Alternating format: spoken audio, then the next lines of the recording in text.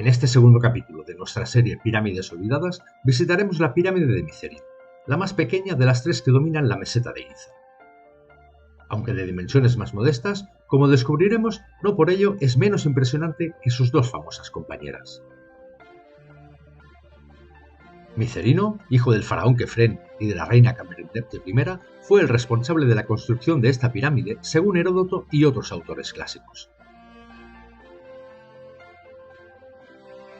Sin embargo, no todos los historiadores antiguos le conceden tal mérito. Por ejemplo, Eusebio de Cesarea no le otorga ninguna obra destacable ni digna de mención. Las fechas de su reinado tampoco se conocen con exactitud, pero se estima que se inició hacia el 2523 a.C. y terminó hacia el 2511, reinando un total de 12 años. Aunque esto es muy difícil de determinar debido a la ausencia de registros concretos de la época del Imperio Antiguo. Heródoto no especificó los años de reinado de Micerino, como sí hizo con los de Keops o Kefren. Manetón aseguraba que reinó por un periodo de 63 años. Diodoro de Sicilia escribió que Micerino murió antes de culminar la obra de la pirámide. Reconstruir la historia del antiguo Egipto, particularmente en lo referente a las primeras dinastías, es un desafío plagado de incógnitas y contradicciones. Micerino fue el penúltimo faraón de la cuarta dinastía, sucedido en el trono por su hijo Semneskaf, quien oficialmente no construyó ninguna pirámide, sino una mastaba en Saqqara llamada Mastaba el Faraón, razón por la que lo hemos excluido en esta serie. Pero una vez hecho el breve repaso por la vida de Micerino, vayamos con la pirámide, que es el tema que hoy nos ocupa. La pirámide de Micerino, con sus 108,5 metros de base y una altura original de 65 metros, actualmente reducida a 61 por la pérdida de su recubrimiento, es, a pesar de su tamaño más modesto, una obra imponente. Si bien sus dimensiones son más discretas en comparación con las pirámides de Keops y Kefren, al ponerla en contexto con otras pirámides monumentales del mundo, se revela su verdadera magnitud.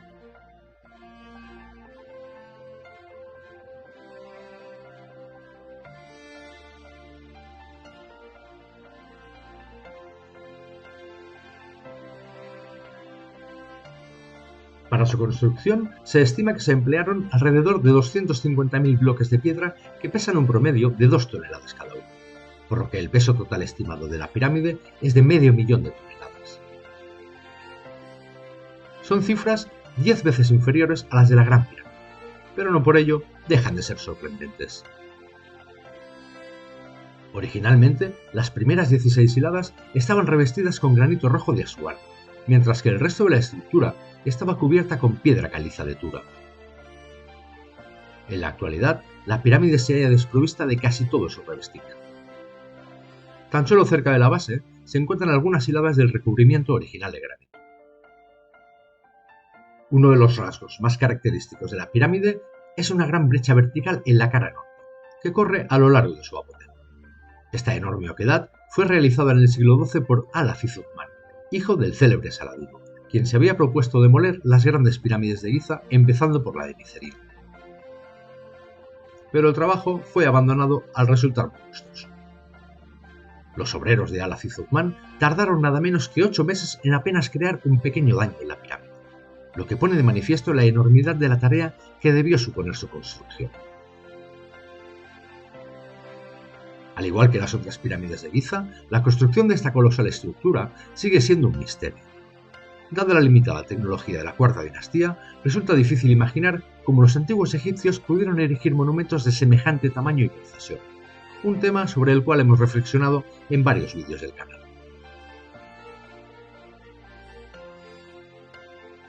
Aun siendo la más humilde de las tres pirámides de Giza, la pirámide de Micerino contiene características notables.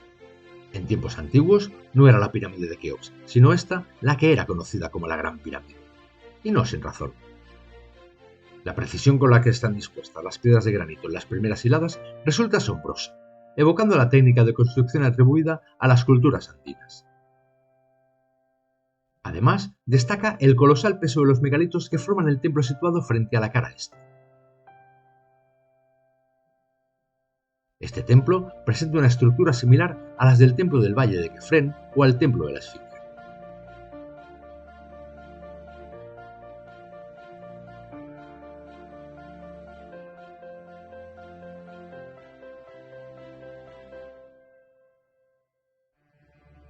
Lo más impresionante es que algunos de estos megalitos superan las 200 toneladas, convirtiéndolos en los más pesados de toda la meseta de Giza.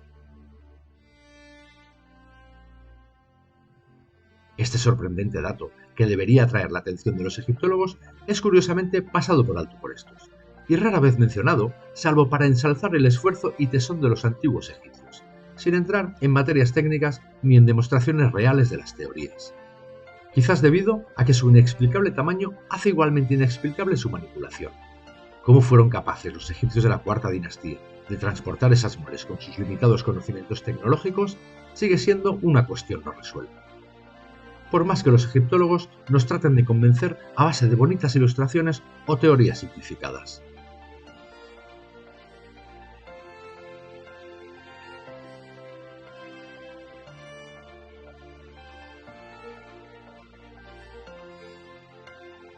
También en el lado este, aunque a cierta distancia, se encuentra el templo del Valle de Micerino, un lugar clave donde en 1908 el arqueólogo George Andrew Reisner hizo un hallazgo extraordinario. Las famosas estatuas de Micerino, entre ellas la icónica tríada de Micerino y la impresionante escultura del faraón junto a su esposa la reina Camerernebti II.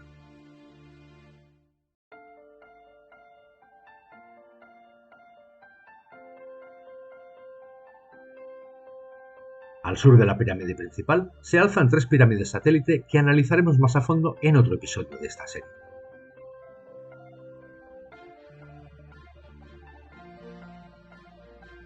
En las excavaciones arqueológicas llevadas a cabo en el siglo XIX por el coronel Howard Weiss, se halló dentro de la pirámide un magnífico sarcófago de basalto, acompañado de un féretro de madera antropomorfo que contenía una momia. No obstante, al igual que ocurre con el resto de las pirámides egipcias, no se hallaron restos de ningún faraón. El féretro de madera albergaba el cuerpo de una personalidad del Imperio Medio, mientras que el sarcófago de basalto contenía los restos de una mujer joven. Siendo románticos, quizás esta mujer joven fuera la cortesana Rodopis, según dejaron escrito Diodoro de Sicilia y Heródoto de Halicarnaso, quien acertadamente remarca que la cortesana vivió muchos años después del reinado de Micerino. Por lo tanto, es de suponer que la pirámide fuera reutilizada como tumba de estos personajes muchos años después de la cuarta dinastía.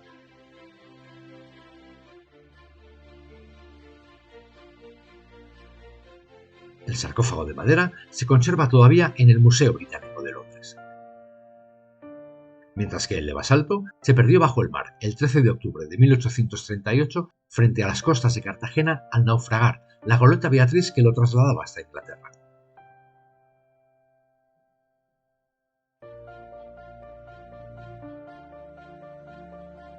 Durante los trabajos realizados en la brecha abierta por Al-Aziz Uthman, Howard Weiss utilizó dinamita para agrandar la abertura y excavó un largo túnel descendente en forma de L, que penetra en la pirámide pero no conduce a ningún lugar significativo. Tras esta frustrante búsqueda, Weiss y John Perrin optaron por despejar los escombros y la arena que cubrían la cara norte.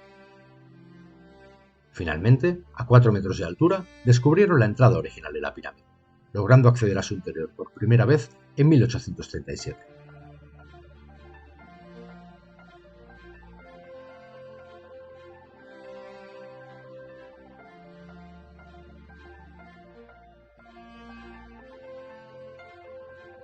Desde la entrada principal, un corredor de aproximadamente 33 metros de longitud desciende hasta una sala cuadrangular, que funciona como una antecámara. Esta sala es notable por sus nichos tallados en la roca madre, que simulan la fachada de un palacio.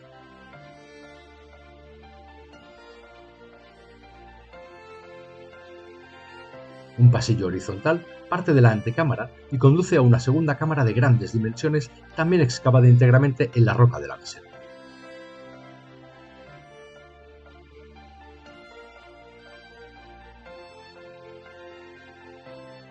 En la pared norte de esta cámara se abre otro pasillo que conecta con una pequeña estancia conocida como la cámara de maniobras, situada justo encima de la cámara del sarcófago.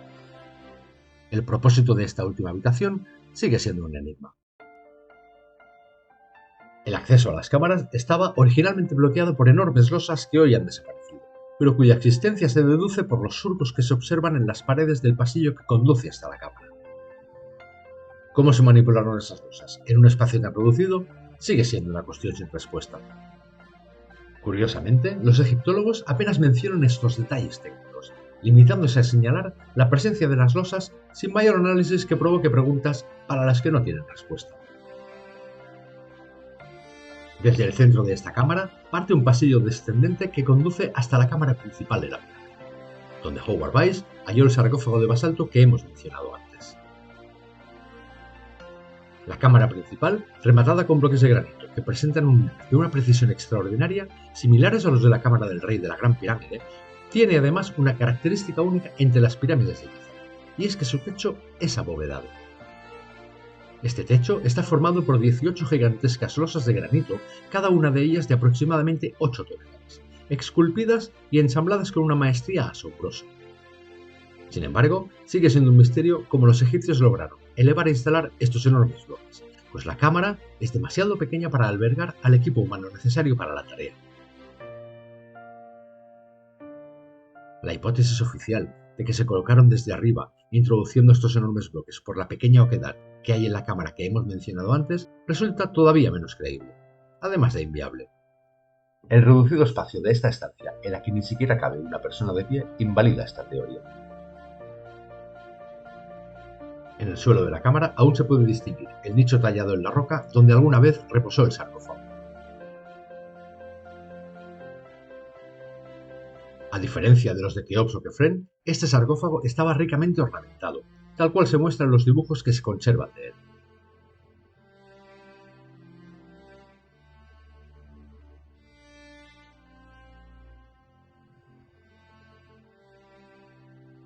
Desde la cámara del sarcófago parte otro túnel descendente que lleva hasta la parte más escondida de la pirámide. Una sala que alberga 6 pequeños nichos excavados en la roca, a los que ni siquiera los expertos han sabido darle una explicación. Se especula con que pudo ser la cámara del tesoro del faraón, o quizás donde se depositaron los vasos cálidos. Pero lo cierto es que nadie lo sabe. De hecho, como hemos visto en vídeos anteriores, tampoco se puede estar seguro de que la pirámide de Micerino, como el resto de las pirámides de Giza, hubiera servido nunca como tumba, a pesar de lo que se nos repite hasta el hartazgo en libros y documentales. Hoy no entraremos en este debate, pero si queréis profundizar en el tema, os invito a ver el vídeo que ya hemos dedicado a esta cuestión en el canal. A lo largo de este recorrido por la pirámide de Micerino, hemos descubierto que aunque sea la más pequeña de las 3 grandes pirámides de Giza, no deja de ser un monumento cargado de misterio e intriga.